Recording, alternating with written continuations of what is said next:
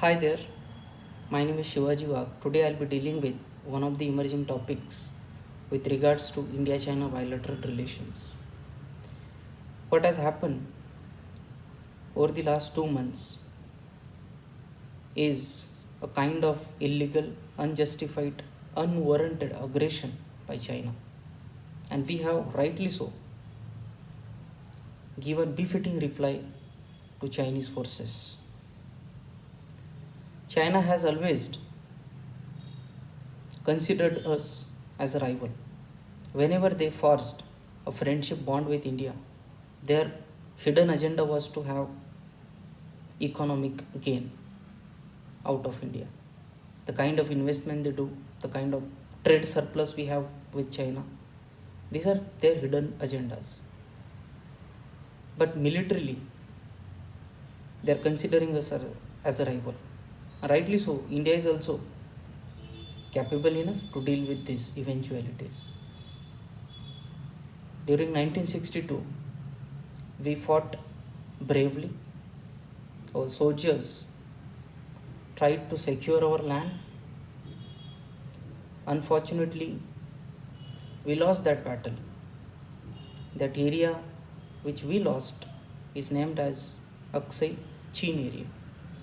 And unfortunately, the today's conflict is also happening at the foothill of same plateau near Galwan Valley. This Galwan Valley is created by Galwan River, which originates from Aksai Chin area plateau, which merges with Shok River. These are both upper tributaries of River Indus. Alongside, Karakoram Pass goes, which also encompasses Daulat Beg Oldie Road, which is strategically very significant. It has access to Aksai Chin area, which is our area. We have been claiming it. We want to retrieve it back. So strategically, this Galwan Valley, Aksai Chin area is very important from India's perspective. And what led China to get engaged with this nasty aggression is that in the past, for last 2-3 years, we are continuously engaged with the infrastructure development project, which is our sovereign right. We are having sovereign authority over that, and we want to do it for the betterment of our military capabilities. So we started developing road across the Galwan River, which goes up to LAC. So China sensed it as a aggressive move and got involved with this conflict. We gave befitting reply to them. If you look at bilaterally also, alongside same issue, China is also engaged with other countries. Military conflict they are having with Philippines, they are having with Vietnam with regard to 9 line, what kind of claim they are putting in South China Sea, what kind of claim they are also imposing upon Senkaku Island, recently controlled by Japan. So China is not leaving any stone unturned, aggressively getting engaged with these activities. They also trapping other countries into their debt trap through Belt and Road Initiative.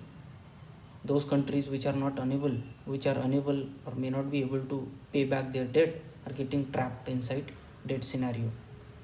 Their Chinese company are investing in those particular country, like what Sri Lanka did. Recently, they surrendered their Hambantota port to China because they could not pay the debt. So many countries are getting trapped with this debt scenario. Even in the past also, China has illegally created China-Pakistan Economic Corridor, one of the branches of Belt and Road Initiative, which touches upon our own sovereignty, touches upon our own sovereign land through Pak occupied Kashmir, which is our land. So there are these several conflicts. So how this conflict has to be resolved? There are majorly 4 pillars are there.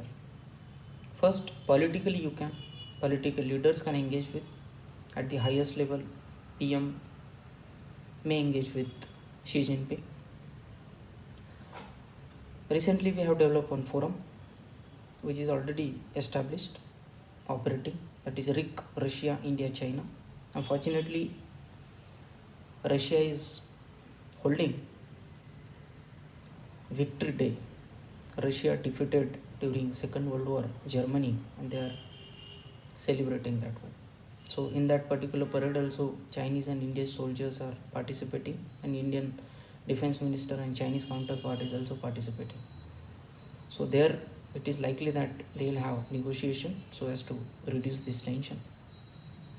Also we have military negotiation. Lieutenant General, Major General are talking and negotiating with the Chinese counterpart. And the fourth one, we are having back channel negotiations through Ministry of External Affairs. Various diplomats and ambassadors are talking on this particular issue, negotiating so as to reduce this tension.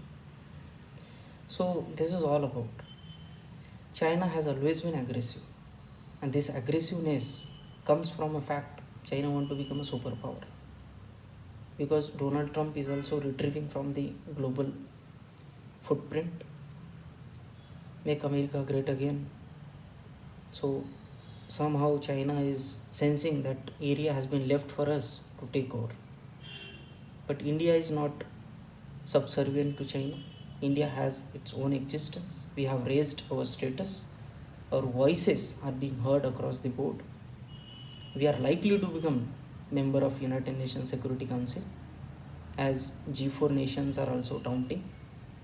We are one of the members of G4, those who want to become member of the United Nations Security Council. So our voice is also becoming very strong. We are also powerful diplomatically, now economically also. Because of corona pandemic, entire globe is suffering. So somehow how to divert this? So China played this tactic, because within China there is severe resentment.